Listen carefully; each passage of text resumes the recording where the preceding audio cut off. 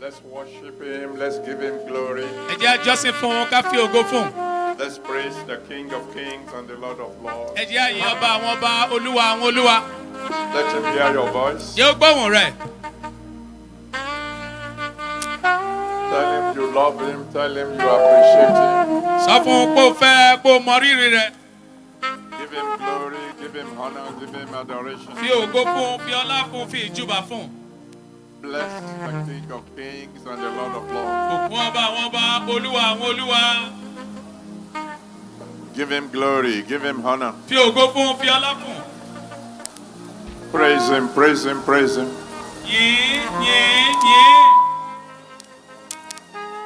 He's worthy to be praised. Worthy to be adored, worthy to be magnified. Praise him. Thank you, Father.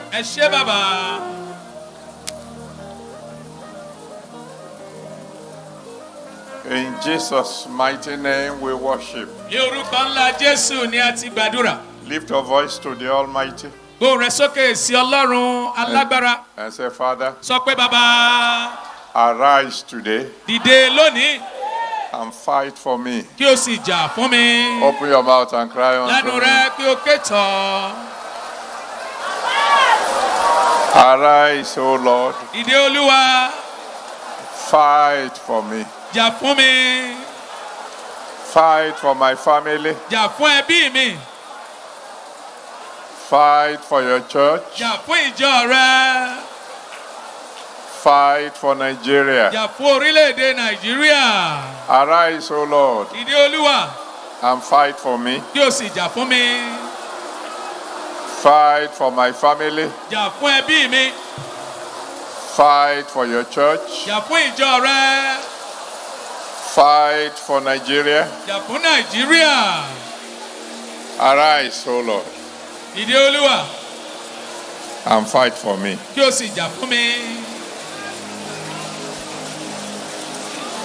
Thank you, Father.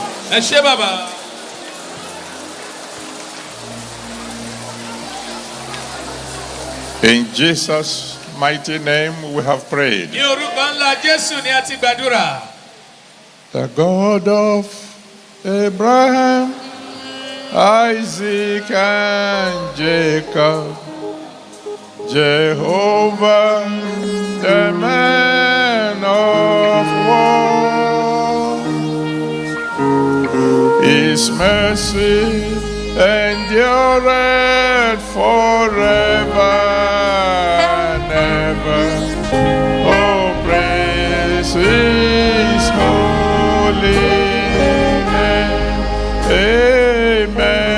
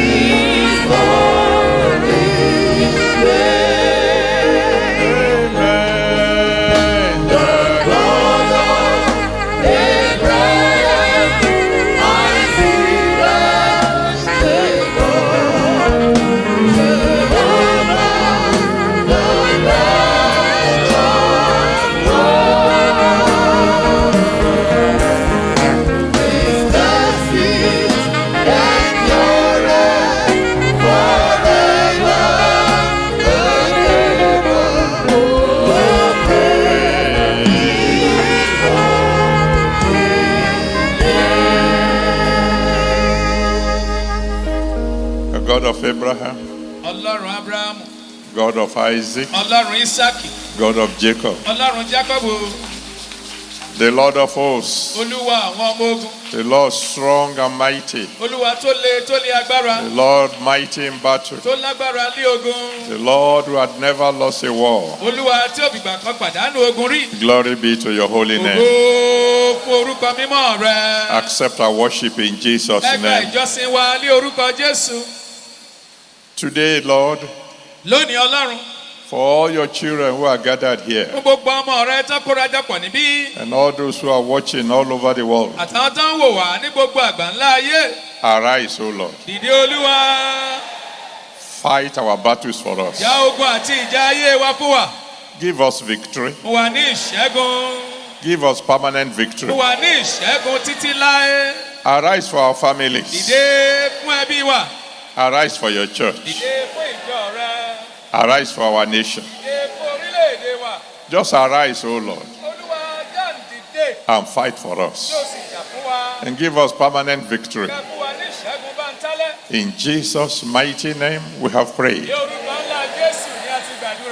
Amen. And let someone shout hallelujah. And then shake hands with 2 or 3 people. Prophesy to them. And say your victory will be permanent. Your victory will be permanent.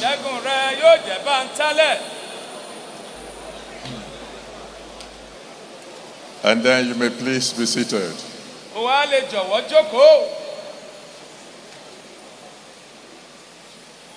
We want to thank the Almighty God for making it possible for you to gather here this year.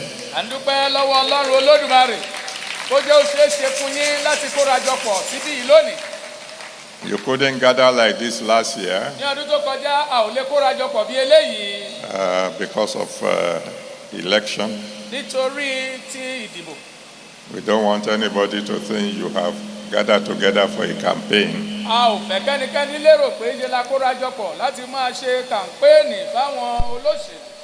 And today God will do double for you. What He would have done last year, plus what He wants to do this year, He will give you double today. Deuteronomy chapter 28, verse 1 to 2 ẹsẹ̀ kìíní sí ìkejì. And then verse 7. Àti ẹsẹ̀ keje. Deuteronomy 28. Ìwé Deuteronomy orí kejìdínlọ́gbọ̀n. Verses 1, 2, and 7. Ẹsẹ̀ kìíní ìkejì àti ìkeje. And it shall come to pass, if thou shalt hearken diligently unto the voice of the Lord thy God, to observe and to do all his commandments, which I command thee this day, that the Lord thy God will set thee on high above all nations of the earth. Amen.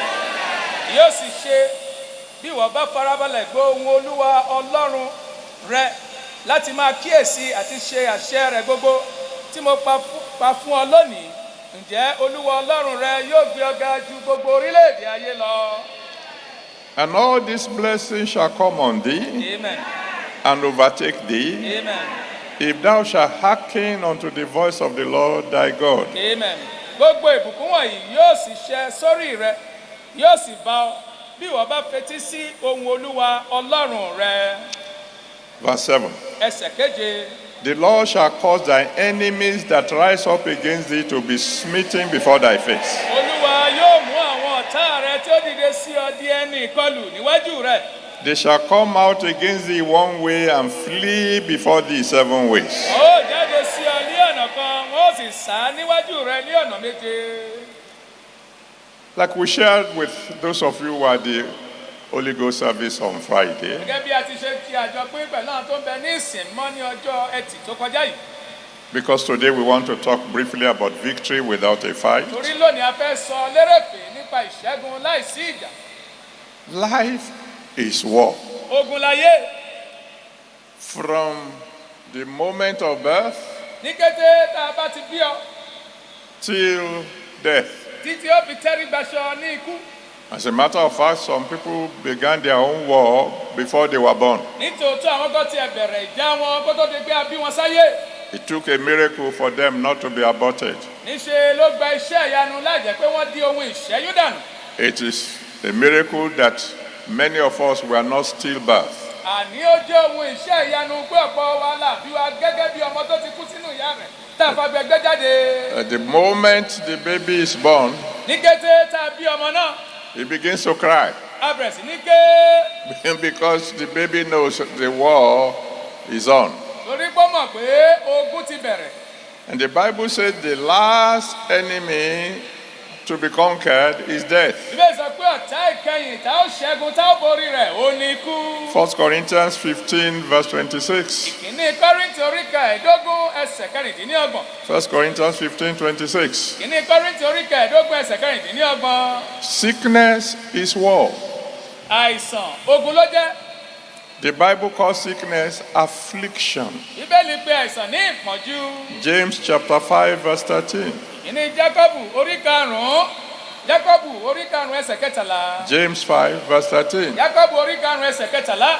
The doctors will tell you Àwọn oníṣègùn yóò sọ fún ọ that God himself knows in advance pé Ọlọ́run ti ká lára rẹ̀ mọ̀ ṣáájú ìgbà tí àkókò. that there might be an occasion for your body to fight. Wípé ó ṣeé ṣe fún ara rẹ láti jà. And so he built warriors into your blood. Ó wá mú àwọn jagunjagun, ó kọ́ wọn sínú ẹ̀jẹ̀ rẹ̀. They call them leukocytes. Wọ́n ń pè ọ́ ní líkósáìtì. Anytime something goes wrong with your body, Nígbàkigbà tó nǹkan bá báfo pẹ̀lú àgọ́ ara rẹ. the warriors inside began to fight. Àwọn ológun inú ẹ̀jẹ̀ wọ́n bọ́ sójú iṣẹ́ wọn mọ́ ìjà. It is in the process of fighting Bí wọ́n sì ti ṣe ń jà yìí. that the temperature begins to rise. Bẹ́ẹ̀ la Róòmù àwa gbóná bí ilé-iṣẹ́ búrẹ́dì.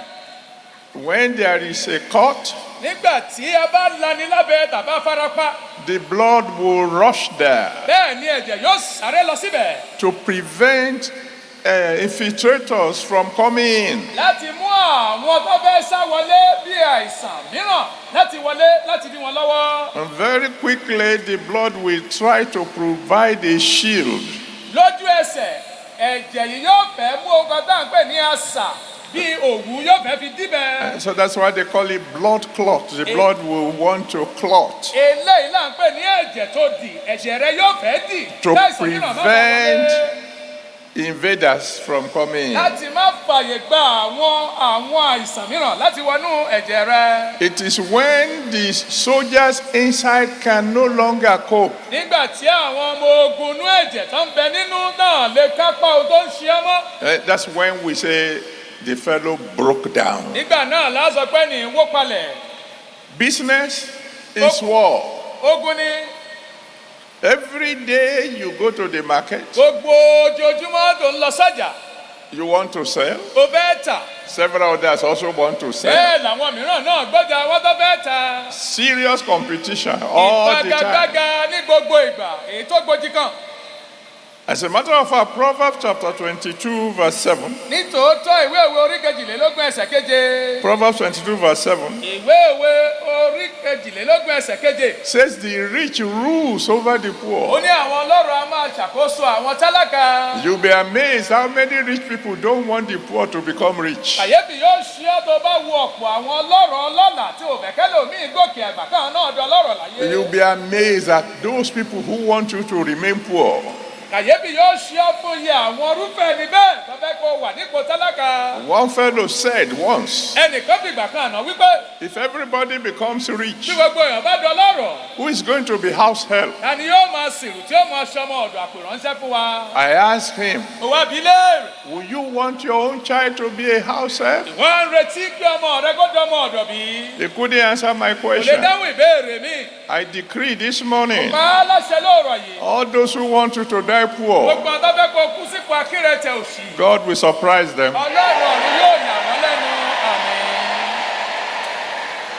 When you consider all those people nígbà tá a bá gbé gbogbo àwọn èèyàn wọ̀nyí yẹ̀wò. who are constantly speaking about your ways, God's own ways of making you rich, àní tó ń sọ ní ìgbàdégbà ní ti ọ̀nà rẹ tí ọ̀nà tí ọlọ́run fẹ́ tí kó wọ́n ń tako, who are speaking tí wọ́n ń against, sọ lòdì sí ọ̀rọ̀ tí ọlọ́run fẹ́ kó dà kó jẹ́ láyé.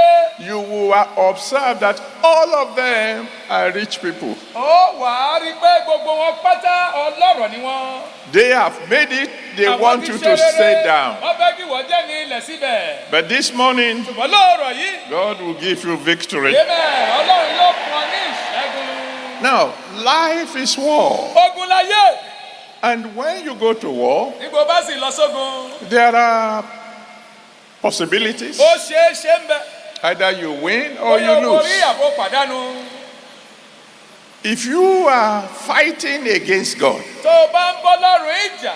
then you know you have lost even before you begin. Ó mọ̀ pé kógun àti ìjà yìí tó bẹ̀rẹ̀, ó ti pàdánù rẹ̀ náà. In Exodus chapter 14, Nínú Ẹ́sọ́dù orí kẹrìnlá. you can read the story from the beginning to the end. O lè kà á láti ẹsẹ̀ kìíní dé ìparí. Exodus 14, Ẹ́sọ́dù orí kẹrìnlá. from the beginning to the end. Láti ẹsẹ̀ kìíní dé ìparí. Pharaoh warred against Israel. Ìjẹ́ Fáráò bá àwọn ọmọ Ísírẹ́lì jagun. And the Bible says God fought for Israel, Àní Bíbélì sọ pé Ọlọ́run jà fún Ísírẹ́lì. fought against Egypt. Ó jà lòdì fún Íjíbítì. And Egypt lost the battle. Bẹ́ẹ̀ ni Íjíbítì pàdánù ogun náà. The second thing is that God can be neutral. Ohun kejì ni pé Ọlọ́run lè má dá sí i kó fọ́ lẹ́rán kó máa wòran. God is not fighting against you, Ọlọ́run ò bọ ọjà. but is neutral. Bẹ́ẹ̀ ló ń dákẹ́ tó ń wòṣe rẹ̀. If it's neutral, Tó bá dákẹ́ tí ò sọ nǹkan kan. you will lose. Ó pàdánù ogun. In Judges chapter 16, Ní àwọn onídàájọ́ orí kẹrìndínlógún. from verse 18 to 21, Láti ẹsẹ̀ kejìdínlógún sí ìkọkànlélógún. Judges 16, Onídàájọ́ orí kẹrìndínlógún. 18 to Ẹsẹ̀ 21, kejìdínlógún sí ìkọkànlélógún. God did not fight against Samson. Ọlọ́run ò bá Sámsọ́nì jà. He merely left him alone. Ó hàn fílẹ̀ lónìkan. And the result is the enemy finished him. Àní àtúbọ̀tán ni pé àwọn ọ̀tá bá tiẹ̀ jẹ́. I've told you Mo before, ti sọ fún yín tẹ́lẹ̀. my father used to tell me Bàbá mi á máa when he gbọ́ was gbogbo sọ fún alive, mi nígbà tó ń bẹ láyé. he said, when the lion wakes up in the morning, A ní ìgbà tí kìnìún bá jí lóòrọ̀. he prays a prayer. A gbàdúrà kan. God, Ọlọ́run ò show me the animal I will eat today, fi ẹran tí ń jẹ lónìí hàn mí. and then leave the two of us Òwò alone. àbà méjèèjì lẹ̀. Don't help me. Má ràn mí lọ́wọ́. Don't help him. Má ràn án lọ́wọ́. He knows that if God would just leave that animal alone, Ó mọ̀ pé bí Ọlọ́run bá fi ẹran yìí lẹ̀ láì dá sí i. it's a finished Ó ti food. di ẹran ọ̀jẹ̀ fóun. If the devil is ever to pray, Tí Èṣù bá fẹ́ gbàdúrà rárá. thank God he won't pray. Adúgbò Ọlọ́run pé kò ní gbàdúrà. He will say, God, show me the fellow I will destroy today, A sọ pé Ọlọ́run fẹ́ tẹ́mi ó ba ti ẹ̀jẹ̀ tí ń parun lónìí hàn. and leave the two of us Kò alone. wá fà méjèèjì sílẹ̀. I pray for every one of you Ó here. gbàdúrà fún olúkúlùkù yín tẹ̀ ń bẹ níbí. God will never leave you alone. Ọlọ́run ò ní bìgbà kan fi yín sílẹ̀. Àmín. And then the third possibility Ó ṣeé ṣe kẹta. is for God to fight for you. Ó ní kí Ọlọ́run kó jà fún ọ. And when God is fighting for you, Nígbà tí Ọlọ́run bá sì ń jà fún ọ, victory is certain. ìṣẹ́gun dájú. If God is on your side, Tí Ọlọ́run bá ń bẹ ní ìhà rẹ̀, if He's the one fighting the battle tó for bá you, jẹ́ ọ̀nà tó ń ja ogun náà fún ọ. then you get what we call victory without a fight. Nígbà náà lórí ohun tá à ń pè ní ìṣẹ́gun láìsí ìjàgbá. Like Deuteronomy 28 Gẹ́gẹ́ bí Deuteronomy orí kejìdínlọ́gbọ̀n. that we read this Èyí tá a morning kà lóòrọ̀ yìí in verse 7. ní ẹsẹ̀ keje. He said, the enemies that come against you Ó ní gbogbo ọ̀tá tó dìde ogun sí ọ. will be smitten before your face. A ó lù wọ́n bolẹ̀ níwájú rẹ. Àmín. You're not the one who will smite them. Ìwọ kọ́ ló lù wọ́n. You will just see them coming, Ó rí wọn tó ń bọ̀. and then you see them falling. Wà sí rí wọn tó ń ṣubú. He said they will come against you one Ó ní way wọ́n yọ sí ọ ní ọ̀nà kan. and flee 7 Ó sì ways. sá ní ọ̀nà méje. That is victory without a fight. Eléyìí ni ìṣẹ́gun láìsí ìjà. And I'm believing the Almighty God Èmi ń gba Ọlọ́run Olódùmarè gbọ́. for at least 3 people here Ó today. kéré tán ẹni mẹ́ta níbí lónìí. Myself, Èmi, my wife, aya mi, and someone else. àtẹlòmíràn. That from now Pé on, láti sísìn lọ. we will have victory without a fight. Láìsí ìjà.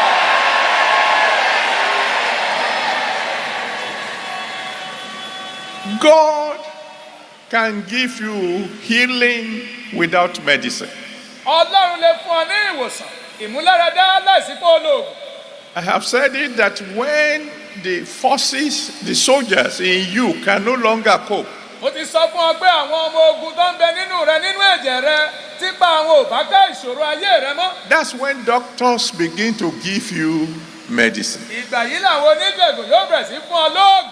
The medicine is to aid the soldiers inside to fight the invaders. Iṣẹ́ ògùn yìí ni láti ran àwọn ọmọ ogun tó ń bẹ nínú láti bá ẹni tó wá gbójú ogun kọ́ ọjà. But the Almighty God can heal you without medicine. Ṣùgbọ́n Ọlọ́run Olódùmarè lè wò ọ́ sàn láìsí ògùn. In 2 Kings chapter 5, Ní àwọn ọba kejì orí karùn-ún from verse 1 to 14, láti ẹsẹ̀ kìíní sí ìkẹrìnlá. 2 Kings 5, Àwọn ọba kejì orí karùn-ún from verse 1 to ẹsẹ̀ 14, kìíní sí ìkẹrìnlá. God told Naaman, Ọlọ́run sọ fún Námánì, just obey me. ẹ gbọ́ràn sí mi lẹ́nu. Go and wash 7 times, Lọ ríra rẹ bọ Jọ́dánì nígbà méje. and your leprosy will be gone. Ẹ̀jẹ̀ rẹ yóò sì bá fo. He obeyed God Ó gbọ́ràn sí Ọlọ́run completely. lágbọ̀tán. Like Deuteronomy 28 verse 1 said, Gẹ́gẹ́ bí Deuteronomy orí kejìdínlọ́gbẹ̀sẹ̀ kìíní ti wí. Owó tó ti ẹ̀wà náà kú pọ̀. then we obeyed and took the money to the church. Agbọ́ràn sì mówó náà lọ sílé ìjọsìn. The following Sunday, Ní ọjọ́ ìsinmi tó tẹ̀lé. Papa said the workers should wait. Bàbá ní kí àwọn òṣìṣẹ́ dúró. We waited, Adúró. and he said,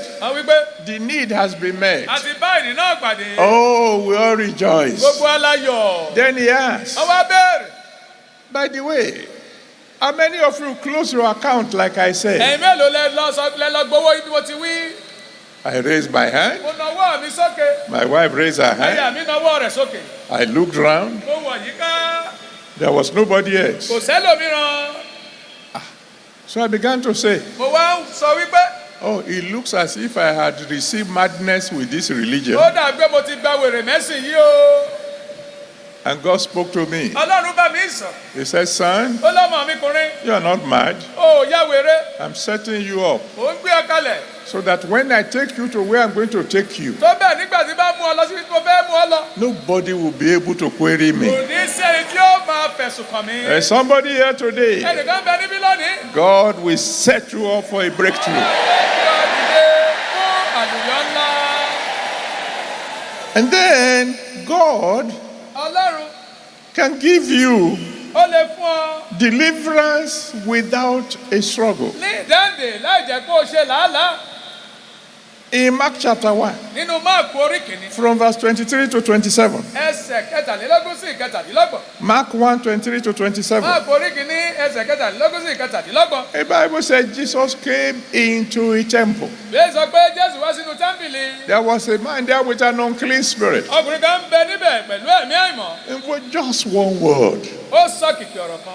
and the demon departed. Bẹ́ẹ̀ lẹ̀mí èṣù dágbére tó lọ. There was no struggle. Kò í ṣe pé ó ń ba jìjàkadì. There was no deliverance man praying all night. Kò sí ẹni tó ń ṣe ìdáǹdè àti ìtúsílẹ̀ tó gbàdúrà ní gbogbo òru. The man with an unclean spirit himself, he didn't even fast. Àní ẹni tó ní ẹ̀mí àìmọ́ yóò tilẹ̀ gbà ìwẹ̀. He didn't pray. Kò gbàdúrà. He didn't come to Jesus and say, I'm in bondage, set me free. Kò tọ̀ Jésù wá pé mò ń bẹ nínú ìgbèkùn, tú mi sílẹ̀. God volunteered freedom for him. Ọlọ́run yọ̀ǹda ó mọ̀ fún ní òmìnira. He got victory without a fight. Ó rí ìṣẹ́gun rẹ̀ gbà láìsí ìjà. This man had been coming to church only God knows for how long. Ọkùnrin tí wá sí ilé ìjọsìn Ọlọ́run ló mọ iye ọdún tó ti fi ń wá. But a day came, Ọjọ́ kan jókòó dé. and your day will come today, Ọjọ́ rẹ̀ yóò dé lónìí. when he was set free without a struggle. Nígbà tá a tú sílẹ̀ sọ́dọ̀ òmìnira láìsí làálàá. There's another example Àpẹẹrẹ mìíràn wà in Acts chapter 12, nínú iṣẹ́ àwọn àpọ̀stẹ́lì orí from kejìlá verse 5 to 11. láti ẹsẹ̀ karùn-ún sí ìkọkànlá. Acts 12, from verse 5 to Àwọn 11. àpọ̀stẹ́lì orí kejìlá ẹsẹ̀ karùn-ún sí ìkọkànlá. The Bible tells us Bíbélì sọ fún wa. that Peter was in prison Ìgbẹ́ Pétérù ń bẹ́nu túbú. and he was going to be killed the following morning. Wọ́n sì máa pa á ní ọjọ́ kejì lóòrọ̀. He was tied to two soldiers. A dè é ní gárísà ní àwọn ọmọ ogun méjì. The doors of the prison were firmly shut. Bẹ́ẹ̀ la ṣẹ́ ilẹ̀kùn túbú tá a ṣán pa. There were guards outside the door. Àwọn ẹ̀ṣọ́ ń bẹ lẹ́yìn ilẹ̀kùn. The enemies were sure Ó dá àwọn ọ̀tá lójú. there is no way he could escape. Pé kò sọ́nà tó fi lè sálà. But Peter was sleeping. Pétérù sùn.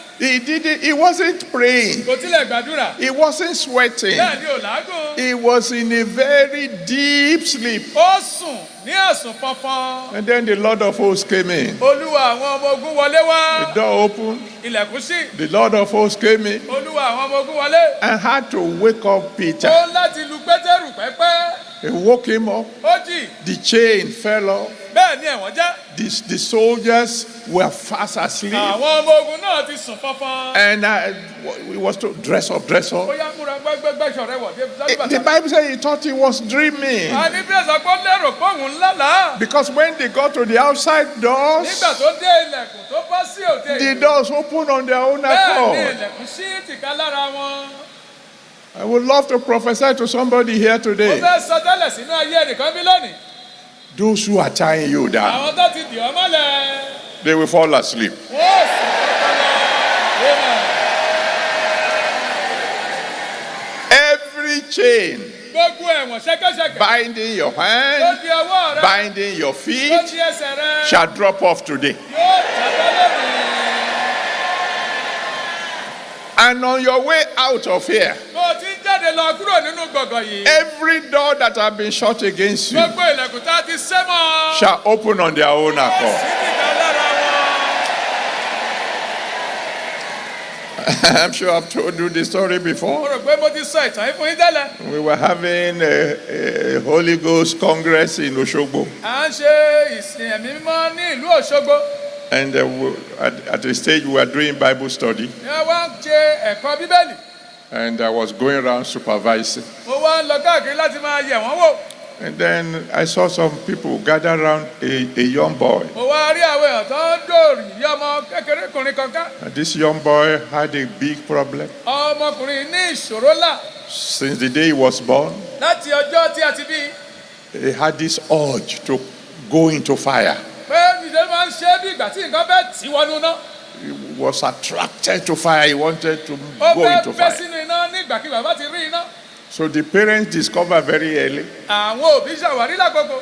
And they kept it far away from the kitchen. Wọ́n wá mú jìnnà réré sí ilé ìdáná. So that day, he told the brethren, Ní ọjọ́ náà, ó sọ fún àwọn ará. and they wanted to cast the demon out of Wọ́n him. fẹ́ lé ẹ̀mí àìmọ̀ náà jáde nínú rẹ̀. They surrounded him. Wọ́n dó òyì yípo. They've rolled their sleeves. Bẹ́ẹ̀ náà yí apá aṣọ wọn ká sókè. They were ready for battle. Wọ́n ṣe tán múra ogun sílẹ̀. Then they saw me coming. Wọ́n wá rí mi tí mò ń bọ̀. They said, praise God, Wọ́n ní, bro. ẹ bá hallelujah, bàbá ló ń bọ̀ yìí. Bro is coming.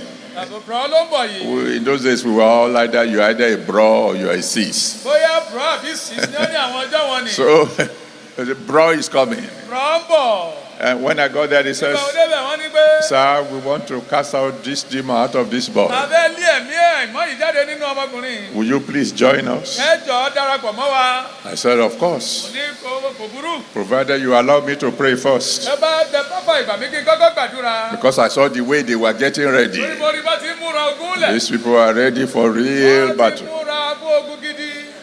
So I prayed a simple prayer. Wọ́n ti gbàdúrà tó rọrùn kan. I commanded the demon to leave, Mo pàṣẹ ẹ̀mí àìmọ́ ìwọ jáde kó bẹ́ẹ̀ ni. and then I began to go. Mo sì ń lọ. They said, is that all? Wọ́n ní àṣẹ kò jù bẹ́ẹ̀ lọ. I said, what Mo ní else? kí ó tún kù. You want me to wait for the devil to pack his load? Ẹ fẹ́ kí n dúró dè ṣùgbọ́n tó ti ń kẹ́rù rẹ̀ náà. The word has gone out. Ọ̀rọ̀ ti jáde lọ. It has to be obeyed. Àṣẹ tán lẹ́yìn aláti gbọ́ràn. The program ended, Ètò ìjọsìn parí. and I was passing through Ife, Mo wá ń gba ìlú Ifẹ̀ kọjá. and I decided to visit one of my boys. Mo wá gbẹnu pé n ó bẹ̀kan lára àwọn ọmọkùnrin mi wò. Lo and behold, Ó tiẹ̀ pé the young boy that we were praying for ọ̀dọ́mọkùnrin tó ń gbàdúrà fún. was there in the house. Ó ń bẹ nínú ilé. He was the one who went to the kitchen to prepare my food, Sí ilé ìdáná láti lọ dáná oúnjẹ fún mi. because the word has already gone Torí out. pé ọ̀rọ̀ ti jáde lọ. And the word is going out today Ọ̀rọ̀ ń jáde lọ lónìí. to every one of you in bondage, Gbogbo ẹ̀jẹ̀ ń bẹ nínú ìgbèkùn. in the name that's above every other name. Gbogbo orúkọ mìíràn yìí lọ. Be free. Ẹ dòmìnira.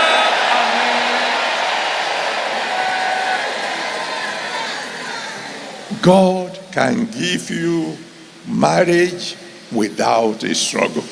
Ọlọ́run lè fún ọ ní ìgbéyàwó láìsí làálàá ń bẹ. He can give you fruit of the womb without a struggle. Ó lè fún ọ ní ọmọ tìrẹ láìsí kó ṣe làálàá. How do I know? Báwo mo ṣe mọ̀? In Genesis chapter 24, Nínú Genesis orí kẹrìnlélógún. you can read from verse 1 to the end. Ẹ lè kà á láti ìbẹ̀rẹ̀ títí dé òpin. Genesis 24 from verse 1 to the end. Genesis orí kẹrìnlélógún ẹsẹ̀ kìíní dé ìparí. Isaac was enjoying himself, Ìyá kí n gbẹ́dùn ara rẹ̀. just doing his father's Ó ń business. ṣe okòwò bàbá rẹ̀. He didn't know the father had made a plan Kò tí ẹ rò pé bàbá ti lọ ṣètò kan. and sent somebody to go and get a wife for him. Ó sì rán nìkan láti lọ wá aya fún. The Bible says Bẹ́ẹ̀ni pé Isaac went for a stroll Ísákì jáde ó ṣeré lọ lọ́jọ́rọ̀. and then saw some people coming. Ó wá rí ọkọ̀ tó ń bọ̀. Among them was a woman, Láàárín wọn ni obìnrin kan wà. beautiful lady. Tó rẹwà jọjọ bí egbin. And the beautiful lady said, who is that man there? Ọbẹ̀ obìnrin yìí bẹ̀rẹ̀ pé tálákùnrin níbẹ̀. They said, that's your Wọ́n husband. lọ́kọ̀ ọ̀rẹ́ rèé. Oh, so she came down from the Ó horse. sọ̀kalẹ̀ látọrí ẹṣin. And the next thing you know, Ohun tá a máa tún gbọ́ ni pé Isaac was married. Ísákì ti láya. No struggle at Kò all. sí làálàá kan. He went for a stroll. Ó hàn yan ká ni. Now you've come for a stroll this morning. Lọ́rọ̀ yóò yan wá síbí báyìí ni. And your future partner Ẹni alábàágbé ọjọ́ ọ̀la rẹ ni. will surface very, very soon. Ó yọ sí ọ wẹ́rẹ́. In 2 Kings chapter 4, Ní àwọn ọba kejì orí kẹrin. from verse 8 to 17. Láti ẹsẹ̀ kẹjọ sí ìkẹtàdínlógún. 2 Kings chapter 4, Àwọn ọba kejì orí kẹrin. from verse 8 to 17. Ẹsẹ̀ kẹjọ sí ìkẹtàdínlógún. The Bible tells Bíbélì us sọ fún wa. of the great woman of Shunem. Obìnrin ńlá Ṣúlẹ́mù ni. She wasn't expecting the fruit of the womb anymore. Retí ọmọ mọ́.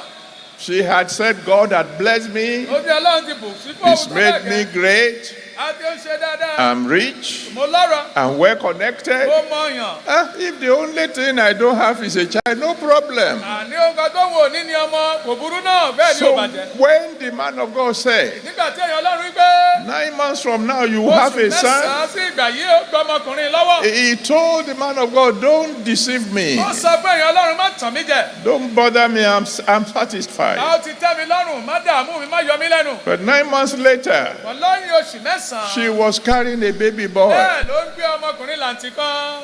I have good news for those of you Mo ní ìròyìn ayọ̀ fún yẹ yín wọn. trusting God for the fruit of the Ṣé womb. ojú Ọlọ́run fún èso inú? Because you are here this Torí morning. kò ń bẹ níbí lọ́rọ̀ yìí. By the end of this year, Nígbà tí òpin ọdún yóò fi dé. you'll be carrying your children. Ó máa gbé àwọn ọmọ rẹ lọ́wọ́. Àmín. Take note, I didn't say you will carry your child. Mi ò fiyèsí pé wòsàn gbọ́gbọ́ ọmọ kan o. I said you'll be carrying your Ó máa children. gbé àwọn ọmọ rẹ. I've told you the story before. Mo ti sọ ìtàn yìí fún yín ní ìgbà kan àná. We had a program. Bá a ṣètò ìjọsìn. Believe me honestly, we had the program here Níbí gan-an láti ṣètò ìjọsìn náà. several years ago. Ọ̀pọ̀ ọdún sẹ́yìn. We were about to finish. A fẹ́ ṣetán. And I said everybody should ask God for something special. Mo ní kí olúkúlùkù béèrè ohun pàtàkì lọ́wọ́ Ọlọ́run. And there was this lady there Bẹ́ẹ̀ la rọ́ ọmọbìnrin yìí níbẹ̀ who said to God, tó wí fún Ọlọ́run. I just want you to know, Mo fẹ́ kí o mọ̀ o. I will serve you all the days of my Mo fi life. gbogbo ọjọ́ ayé mi tó kù sí I'm ọ́. not going to bother to ask you for anything Mo anymore. ní béèrè ohunkóhun lọ́wọ́ rẹ mọ́. Because when I can have a child, Torí gbà mo lè bímọ. I ask for a Mo husband. béèrè fọ́kọ. One didn't show up. Bẹ́ẹ̀ ni kò yọjú wá. Now I can't have a child. Lẹ́yìn wo lè bímọ mọ́. But I don't bother you Mo anymore. fẹ́ yọ ọ́ lẹ́nu mọ́. Few days later, Ọjọ́ díẹ̀ lẹ́yìn èyí. a man came Ọkùnrin kan wá. and said, Sister, Ó ní sìsà. thus saith the Báyìí Lord, ni Olúwa wí. you are my wife. Ìwọ láyà mi. She said to him, Ó wá wí fún. go and pray again, Lọ tún àdúrà rẹ gbà. because I can't be your wife. Torí mi ò lè jáyà rẹ. The man said, why not? Ẹ̀hún ní kí ó dé. It's because he asked him, don't you want children? Ṣé wo ò fọ́mọ bí?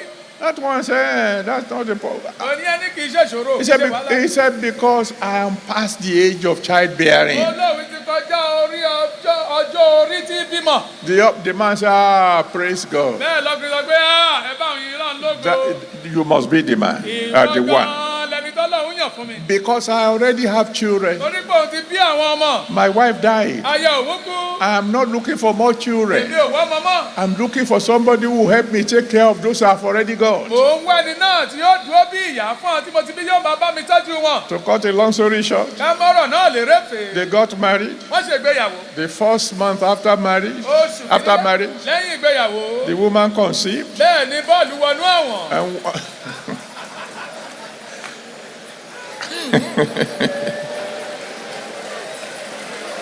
God will put laughter in the mouth of somebody. And when she was going to deliver, Nígbà tí ó lọ bímọ, a set of twins, ìbejì, 2 boys, ọkùnrin làǹtì méjì. in the name that's above every other name. Orúkọ tó ju gbogbo orúkọ lọ. Those of you who are single, Ẹ̀yin tẹ́ ẹ wà nípò àpọ́n. this year, Ní ọdún yìí, the wedding bell shall ring aago ìgbéyàwó yóò lù nínú ilé yín. for you. Fún ọ. Those of you who are trusting God for the fruit of the Ẹ̀yin womb, náà wojú Ọlọ́run fún èso tinú. in the name of the one who said, be fruitful Kọ ẹni náà tó gbé ẹ máa bí sí i. and multiply. Bẹ́ẹ̀ sì mọ́ rẹ̀ sí. This year, Ní ọdún yìí, at least a set of twins for you. ọjọ́ ìbejì tó yé àmì. And then God can promote you Ọlọ́run lè gbé ọ̀gá without a struggle. láìsí pé o ṣe làálàá. God can promote you without a struggle. Ọlọ́run lè gbé ọ̀gá láìsí pé o ṣe làálàá. Consider Joshua chapter 1, Yẹ̀wò Jójú orí kìíní from verse 1 to 8. láti ẹsẹ̀ kìíní sí ìkẹjọ. Joshua 1 from verse 1 to 8. Jóṣúà orí kìíní ẹsẹ̀ kìíní sí ìkẹjọ. Joshua was a servant Àpèránṣẹ́ ni Jóṣúà of ti Moses. Mósè. He was just a house help. Àní ọmọ ọ̀dọ̀ kan ló ń ṣe fún Mósè.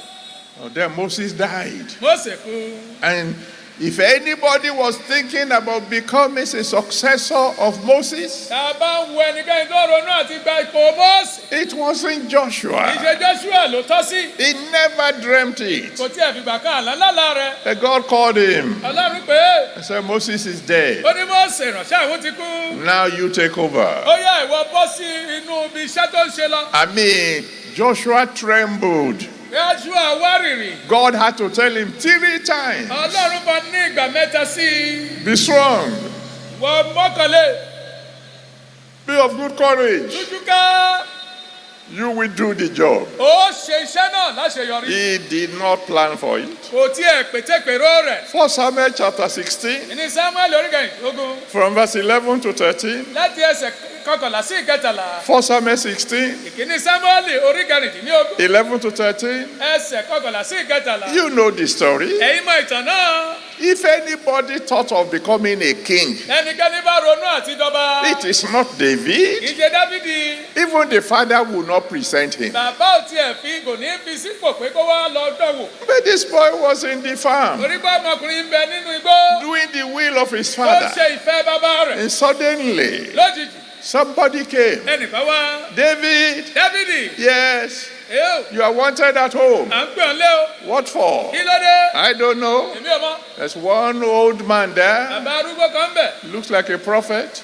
Ó dàbí wòlíì. He said, nobody will sit down until you come. Ó ní kò sẹ́ni tí ó jókòó títí ó fi dé. What have I done? Kí ni mo ṣe kí ẹ̀ṣẹ̀ mi? Well, when you get there, we will find out. Nígbà ó bá débẹ̀, á mọ wádìí. You know the rest of the Ẹ story. mọ bí ìtàn náà ṣe lọ. He woke up a shepherd boy. Ó jí bí ọmọ darandaran kan. He went to bed a king. Ó lọ sùn ní àṣálẹ́ bí ọba. There are some of you here today Ọ̀pọ̀ yín bẹ níbí lónìí. who are not expecting any promotion at all this year. Retí ìgbéga kan nínú ọdún ìbò ti wò kéré In mọ́. the name of the one who promotes, Ní orúkọ ẹni náà tí gbé ní ìgà. even your promotion will be accelerated. Ìgbéga rẹ yóò yára ń yẹ̀ kọ̀ọ̀kan.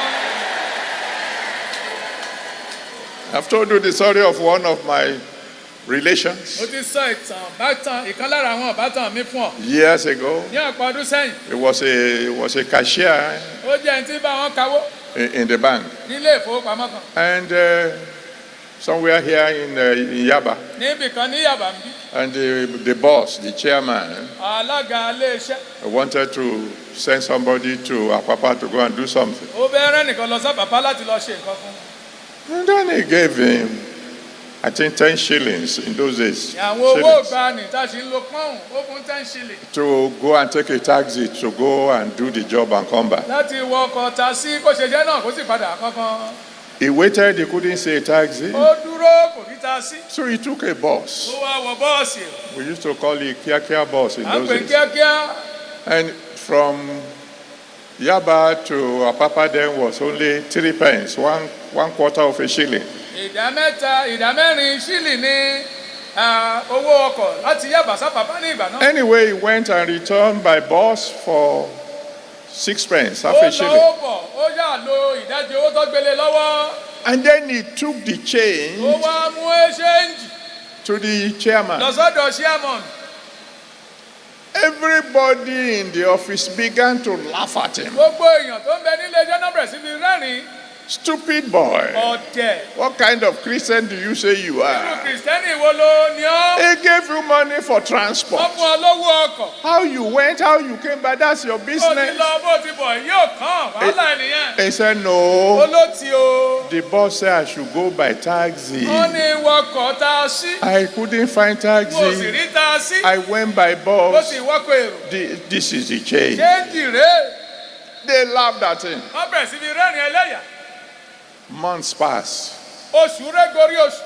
And then all of a sudden, Lójijì, the boss decided ọ̀gá wa pinnu. that he was going to open a branch of the bank in Ilorin. Wípé òun fẹ́ lọ sí ẹ̀ka ilé ìfowópamọ́sí ní ìlú Ìlọrin. And he said, who can I trust? Ó wá wò pé tá mo lè fọkàn tán Who o. can I put in charge? Tá mo lè sọ pé ó máa lọ ṣojú mi níbẹ̀. And he remembered the cashier. Ó wá rántí kàṣíà. The cashier who will return change Ẹni tó dá ṣéǹjì owó ọkọ̀ padà. over transportation Owó ọkọ̀ tó is dá not padà. going to cheat me in Òní Ilorin. rẹ̀ mi jẹ nílùú Ìlọrin yóò ṣojú sẹ́yìn mi. He woke up a cashier. Ó jí gẹ́gẹ́ bí kàṣíà tí kawó. By the time he went to bed, Nígbà tí ó fi lọ sùn lálẹ́ ọjọ́ he náà. was manager of a branch. Òun jẹ́ ọ̀gá ilé ìfowópamọ́sí. Promotion without a struggle. Àní ìgbéga aláìsí làálàá. In the name that's above every other Ní name. orúkọ tó ju gbogbo orúkọ mìíràn yìí lọ. There is somebody here. Ìkan bẹ níbí. Even before the end of this month, Kí oṣù yìí tó parí. we will hear your testimony. Finally, Lákòótán, God can give you victory Ọlọ́run lè fún ọ ní ìṣẹ́gun without a fight. láìsí ìjà. I mean, complete victory ìṣẹ́gun ní gbogbo ọ̀nà. without a fight. láìsí ìjà. In 2 Chronicles chapter 20, Èjì Kíróníkà orí ogún. 2 Chronicles chapter 20, Èjì Kíróníkà orí ogún. from verse 20 to 25, láti ẹsẹ̀ ogún sí ìkarùndínlọ́gbọ̀n. the Bible tells us Bẹ́ẹ̀lì sọ fún wa. that some mighty kings, àwọn ọba alágbára 3 of them, mẹ́ta wọn. they came against Jehoshaphat. wọ́n kọjú ogun sí Jèhóṣáfátì. They were going to wipe him out. wọ́n fẹ́ parun ráúráú. Jehoshaphat went before the Almighty God. Jèhóṣáfátì lọ síwájú Ọlọ́run alágbára. How do I handle this one? báwo mo ṣe lè lọ dojú ogun pa wọ́n wọ̀nyí. And God said, don't worry Ọlọ́run sọ pé yourself. má yọra rẹ lẹ́nu. All you need to do is just sing and praise me. ohun gbogbo tó nílò àti ẹni jẹ́ mọ́ ọkọrin kò sì mọ́ yìn mí. I will take care of the situation. ó ṣe ìkápá wọn. You know the rest of the story. ẹ mọ bí ìtàn náà ṣe forí sọ. The enemies destroyed themselves, àní ọ̀tá níjẹ́ náà para wọn run. and all their wealth was converted gbogbo ọrọ̀ wọn a sì kó to Jehoshaphat. fún Jèhóṣáfátì. There's another story in 2 Kings chapter 19. ìtàn mìíràn wà ní àwọn ọba kejì orí kọkàndínlógún. 2 Kings chapter 19. àwọn ọba kejì orí kọkàndínlógún. You can read it from verse 1 to ẹ 37. lè kà láti ẹsẹ̀ kìíní sí ìkẹtàdínlógójì. One great king called Sennacherib ọba ńlá kan tá à ń pè ní Sẹnakérúbù. came against the king of Israel níṣẹ́ ló dojú ogun kọ ọba Ísírẹ́lì. and told the king, ó sọ fún ọba náà. as all other nations, béèrè lọ́wọ́ àwọn orílẹ̀-èdè tí mo ti yálù. I've already finished them all. mo ti gba tí mo jẹ́ mo ti pa wọ́n run.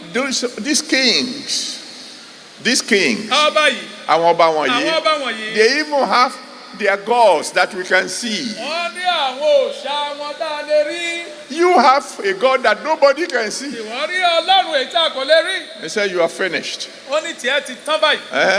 The Almighty God said, Ọlọ́run Olódùmarè gbé don't worry, má yọra rẹ lẹ́nu. I will take care of him. ó ṣèkápá rẹ. The Bible said, bíbélì wípé God sent just one angel. áńgẹ́lì kan péré lọ́lọ́run Just rán. one angel. áńgẹ́lì kan péré lọ́lọ́run rán. Fighting for just one night. ó jà fún òru kan péré. And he finished 185,000 soldiers. àìmọye àwọn ọmọ ogun rẹ̀ ló padà. Many of you never heard this story before. ọ̀pọ̀ ilẹ̀ ìfìgbà kan àná gbọ́ ìtàn yìí tẹ́lẹ̀. When we decided to move to Redemption Camp nígbà tá a pinnu àti lọ sí ilẹ̀ ìpàgọ́ to hold our first convention there, láti ṣe àjọ̀dún wa àkọ́kọ́ níbẹ̀. we went by faith. a fi ìgbàgbọ́ lọ ni. Everything we did was by faith. ohun gbogbo tá a ṣe inú ìgbàgbọ́ la fi ṣe. And we had a beautiful, beautiful convention. a sì ní àjọ̀dún ọlọ́dọọdún tó rẹwà jọjọ. Shortly after the convention, kété lẹ́yìn àjọ̀dún ọlọ́dọọdún they brought a woman down. wọ́n gbé obìnrin kan wá. Some of the people here will know who the woman was. àwọn kan lára àwọn àgbà tó ń bẹ níbí yóò mọ ẹni tóbìnrin náà ń ṣe. Anyway, she was confessing because she was under serious agony. níṣẹ́ ló bẹ̀rẹ̀ sí ní kàbòròbò torí pé ìrora ti mú un. We wanted to praise, hey, before you pray for me, you need to hear what I have to say. bàbá gbàdúrà ní ẹjọ́ gbàdúrà àmọ́ ẹjẹ́ tí ẹ gbọ́ ohun tó ń fẹ́ sọ náà. We heard that we were coming to this campground, a gbọ́ pẹ̀mbọ́ sílẹ̀ ìpàgọ́ yìí. and we decided to come ahead of you and take over the land. àwa wá ṣáájú yín ká lè gbalẹ̀ náà. 3 of us, mẹ́ta nú àwọn. 3 major witches. àwọn olórí àjẹ́ mẹ́ta. We came àwa ahead, ṣáájú yín. but before you arrived, ẹ tó dé. the angel of the Lord arrested us. áńgẹ́lì olúwa gbá wa mú. Of the 3, nínú àwọn mẹ́ta. one died immediately, ìkan kú lójú ẹsẹ̀. one became a hunchback, ìkan súké. the third one was the one who was confessing. ìkẹta ló bẹ̀rẹ̀ sí kàbòrò. We didn't know there were witches àwọn there. ò tiẹ̀ mọ̀ pàjẹ́ kan bẹ́ẹ̀ bí kíbi. We didn't know anybody came to sabotage us. tó ti wá yánlẹ̀dẹ̀ wá. But there is a God called the Lord of Hosts. ṣùgbọ́n a ní ọlọ́run kan tá à ń pè ní ọlọ́run àwọn ọmọ ogun. He sent an angel ahead of us, ó rán áńgẹ́lì lọ síwájú mi. arrested the enemies, ó mú àwọn ọ̀tá. and finished them. ó sì pa wọ́n run. In the name that's above every other ní name. orúkọ náà tó ju gbogbo orúkọ mìíràn yìí lọ. Enemies you know, ọ̀tá tó mọ̀ ní. enemies you don't know. èyí tó kò mọ̀. Daddy will take care of them today.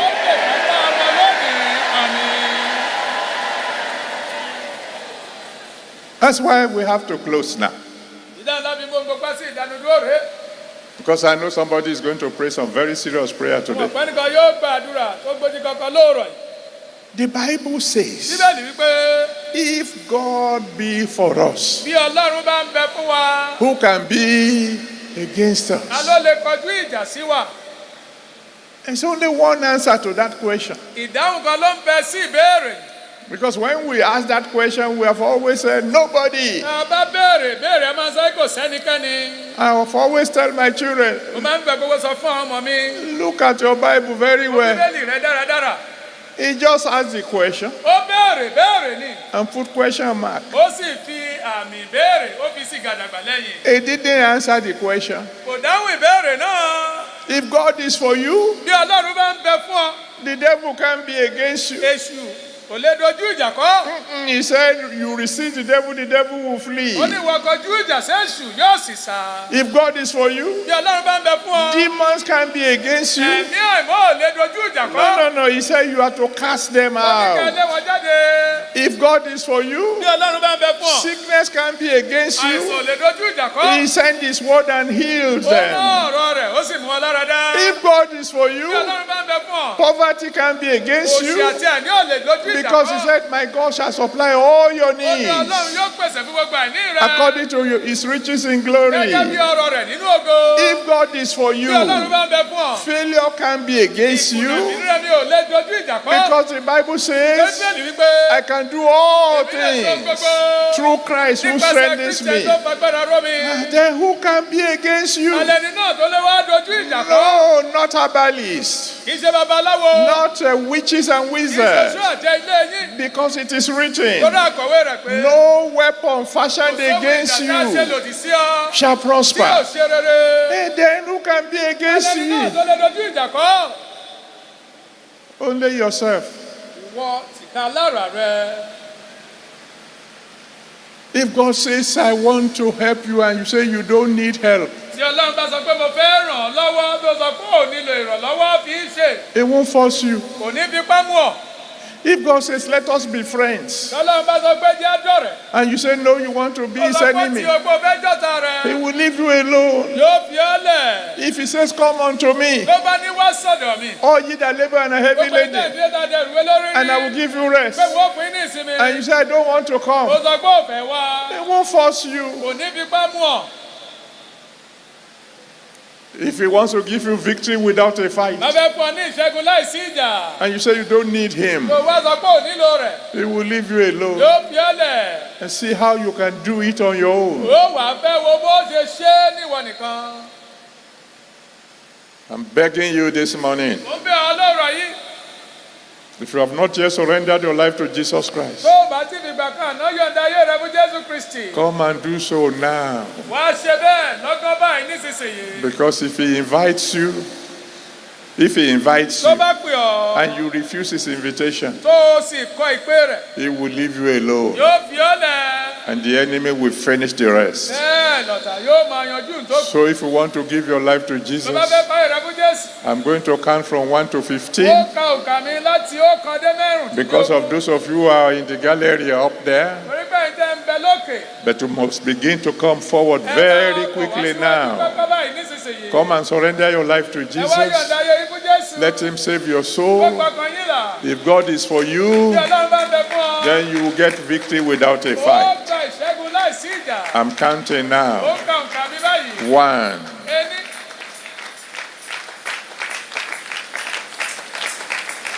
2.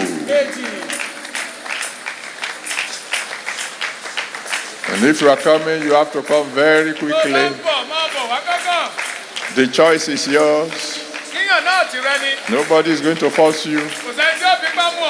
God himself will not force you. 3.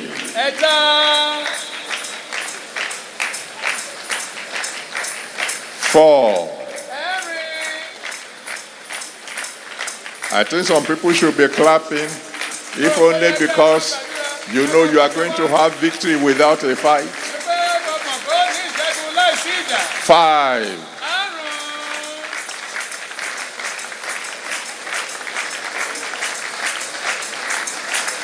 6. 6,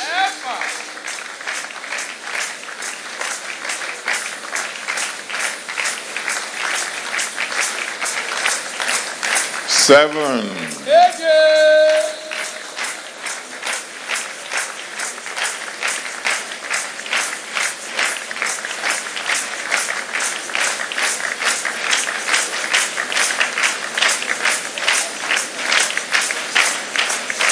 8,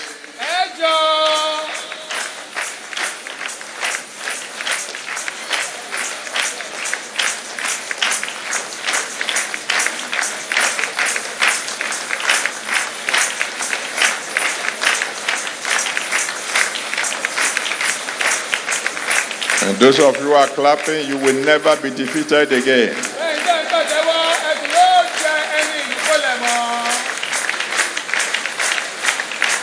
9,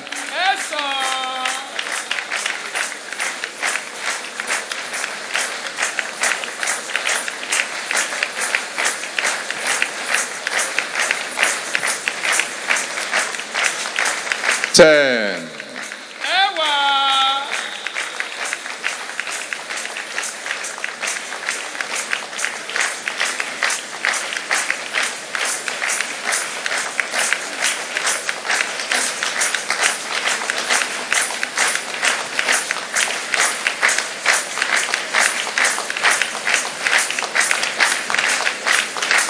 11,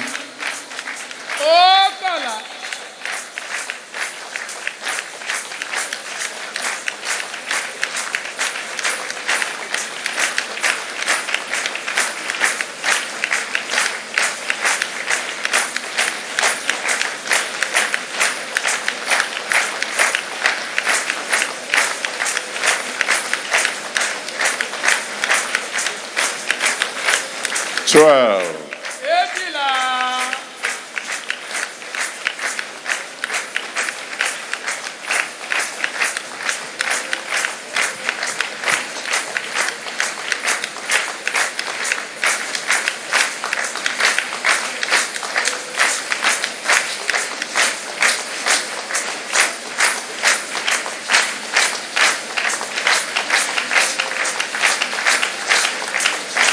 13,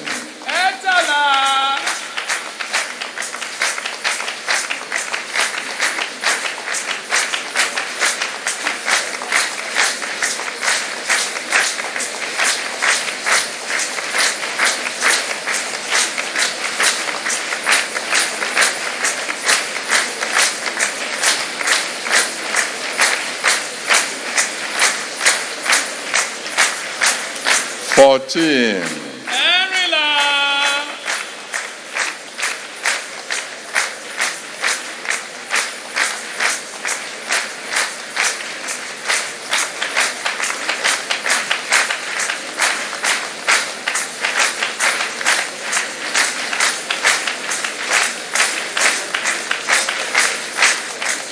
'Now those of you who are on the way, just keep coming, keep coming. Make sure you get here before I finish praying. I will wait a little bit for you. But keep coming, keep coming. Now those of you who are in front, you cry unto the Almighty God and ask Him to please save your soul. Tell Him you will surrender completely to Him so that He can become your ally. Ask Him to forgive all your sins and receive you into the family of God. Ask Him to give you a brand new beginning. Tell Him you will do His will. Go ahead, talk to the Almighty God. And those of you who are on the way, pray the same prayer. And pray the same prayer as you come. And the rest of us, please let's stretch our hands towards these our brothers and intercede for them and pray that the Almighty God who saved our souls will save their own souls also. Pray for them, brethren. Intercede for them. And those of you on the way, keep coming, keep coming. Keep coming. I will pray very soon. Make sure you get here before I finish praying. I can see many of you on the way. Just keep coming, keep coming. This is your day of salvation. This is your day of salvation. I ask him, Lord, have mercy on me, save my soul. Save my soul. And I will serve you for the rest of my life. Forgive my sins, O Lord. And I will live the rest of my life for you. Keep coming, keep coming. I can see you. Please, keep coming. I'll wait 10 seconds more. Thank you, Father. Glory be to God. In Jesus' mighty name we have prayed. Savior, I just want to thank you for your word. I want to give you all glory and honor for these people who have responded. You promised, O Lord, that whosoever will come unto you, you will no wise cast out. Please, Lord, receive them. Have mercy on them. Save their soul. Wash them in your blood. Write their names in the book of life and give them a brand new beginning. Please, Father, from now on, anytime they call on you, answer them by fire. Thank you, my Lord. And Father, I'm committing everyone here today to your hands. As we cry unto you, we want victories without a fight. Physically, give us victory. Maritally, give us victory. Financially, give us victory. Over every force of darkness, give us victory. Over stagnation, Father, give us victory. Every prayer your children shall pray here today, before the sun sets, Lord, turn each one to a testimony. Thank you, my Father and my God. In Jesus' mighty name we have prayed. Amen. Now those of you who have come forward, let me hear you shout hallelujah. Now I rejoice with you, because from now on, by the grace of God, I'll be praying for you. So I'm going to need your names, your address, and your prayer request. So the counselors will give you a card.